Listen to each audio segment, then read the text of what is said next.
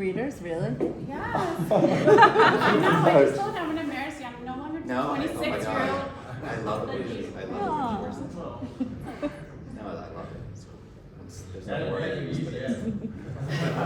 So I am delighted to officially welcome you all to Adam's 50th birthday dinner.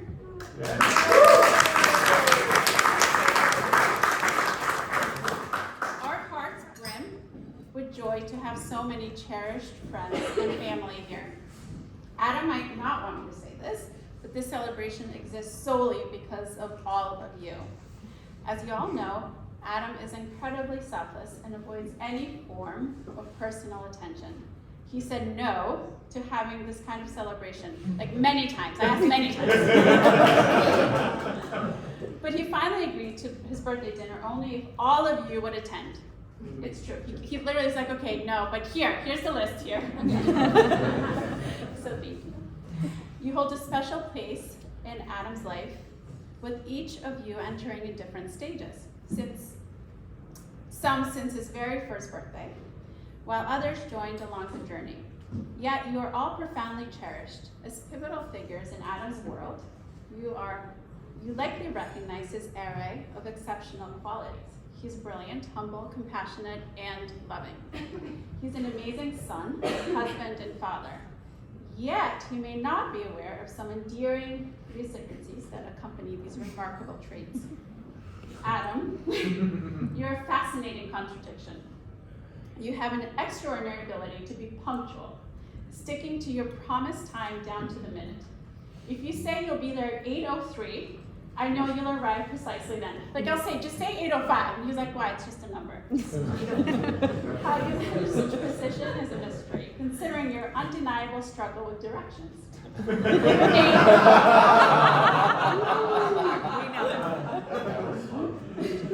You remain utterly inept in navigating your way through these complex streets of this world.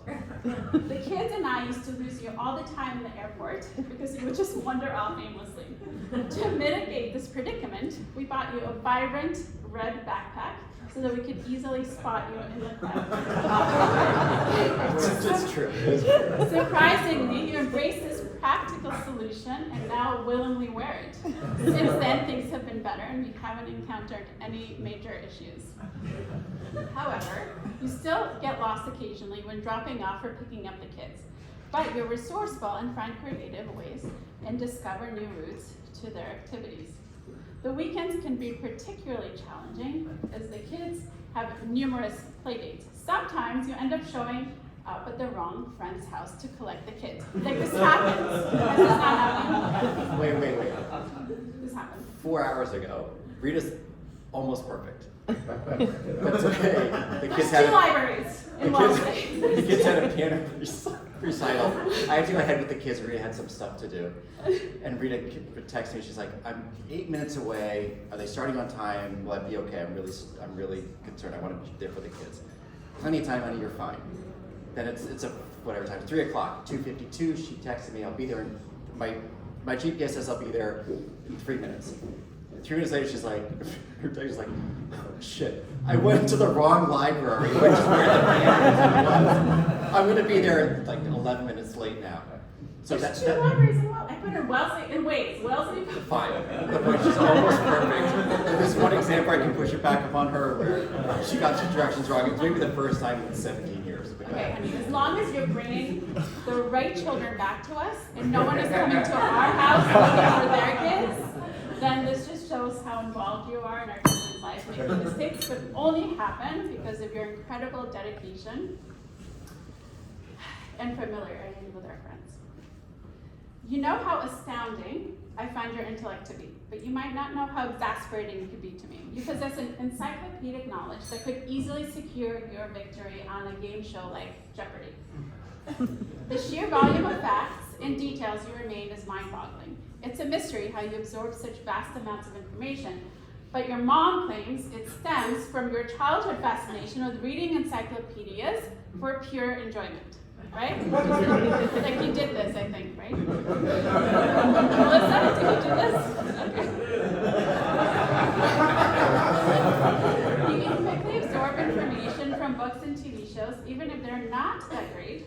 Just recently, you watched the entire TV show Vikings in just 1 week. Who's watched that show?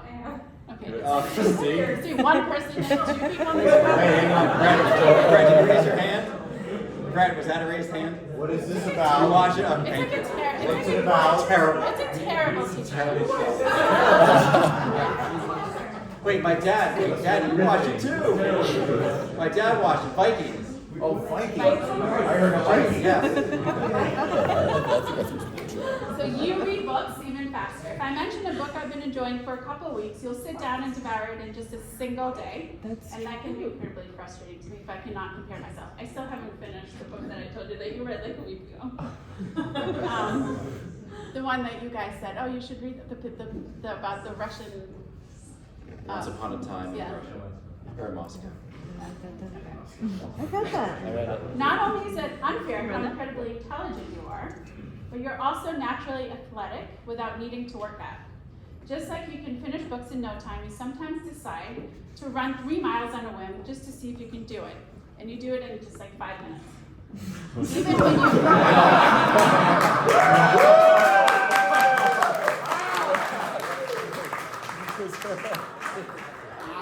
do choose to exercise, you effortlessly achieve a well-defined six-pack by the following day. It's true. I'm not making this stuff up. Even in everyday tasks, your strength shines through. You have a fascinating obsession with closing all the lids on jars and containers in a Hulk-style fashion. There are endless mornings. We have to come up with new ideas for breakfast or snacks because none of us could open the peanut butter jar that you magically put your hands on the night before as a late night snack. On the bright side, you use your strength to carry all of our suitcases inside after your trip, even unzipping them to make it easier for everybody to unpack. I don't know if it's a hint, unpack them now, not a week from now. It still takes a week for them to get touched. You're an extraordinary father, even though you sometimes indulge the kids in a little bit too much. Whenever I plan a girls' night out, you ask if you're babysitting. I have to say, if I had to add your name to Care.com as a babysitter, you won't get more than 3 stars. I'll tell you why. There was this one time when I went out for a friend's birthday dinner, yours. The kids kept calling to check where I was, but interestingly enough, they were also curious about your whereabouts.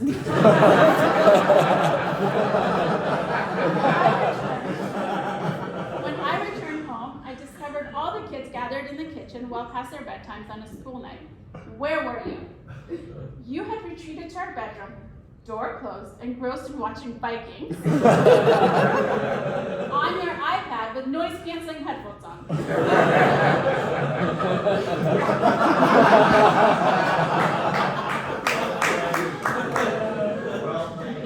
Ensuring the kids were asleep has never been your strong suit, but rather they put you to sleep. Ironically, before we had children, you struggled with insomnia a little bit. Something people are struggling with for years, and based on medical research, can't be really fully cured. So you can only imagine how surprised and very happy I was to see you were able to recover from that complicated condition the second we had a baby.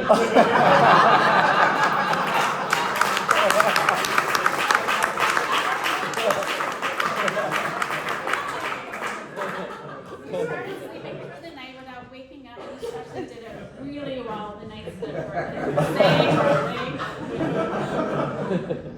You're an exceptional dad, probably because before we had kids, you had practice as an uncle.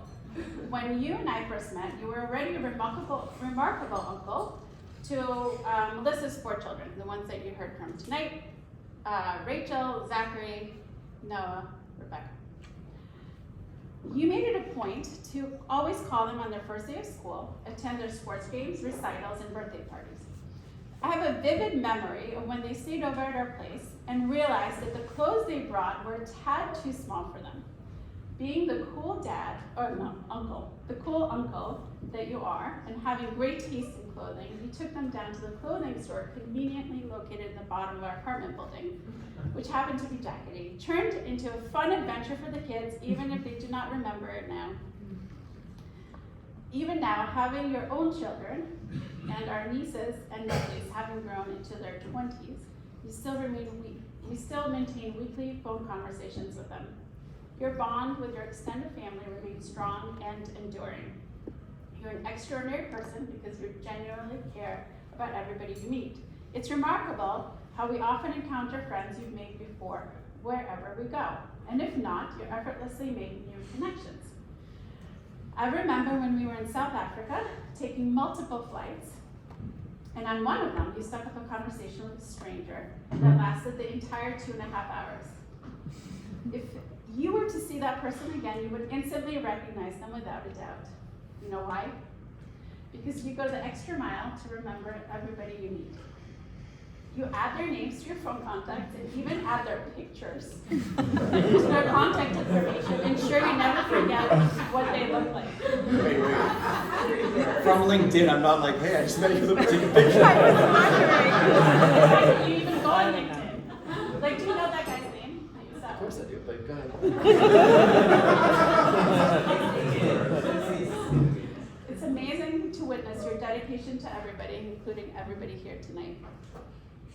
Each and every one of you holds a special place in our hearts. Out of everyone Adam encounters, it is you who he specifically wanted to be here, celebrating with us. Just wanted to say one thing. When Stephen said that Adam reminds him of like all the birthdays and special occasions, he reminds me too. So whenever I say like happy birthday to your kids or to you, just it's like it's him telling me. Like it's Layla's birthday. Like, I don't know. I'm not that organized. Thank God. It's true. Yeah, or like a random. So if you see like, how does he know? She's wishing us a happy anniversary. He told me.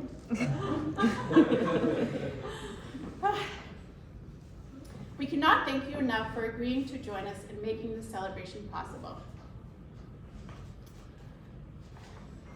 Your presence had truly enriched our lives, and we're incredibly grateful for the opportunity to know you and spend time together. Adam, being the caring soul that he is, expresses his desire to not only have all of you here, but also to ensure you're entertained. So to make this evening even more special, I'm thrilled to introduce the phenomenal mentalist who will have your minds blown and leave you in awe. Let's give a warm and enthusiastic welcome to this extraordinary mentalist who's about to create an unforgettable experience for us all, Kevin, the modern mentalist.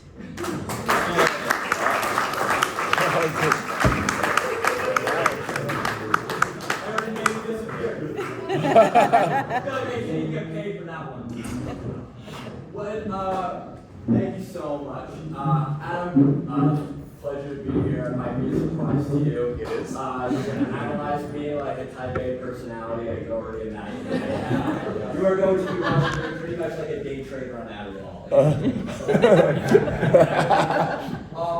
What is the difference between a mentalist and a magician?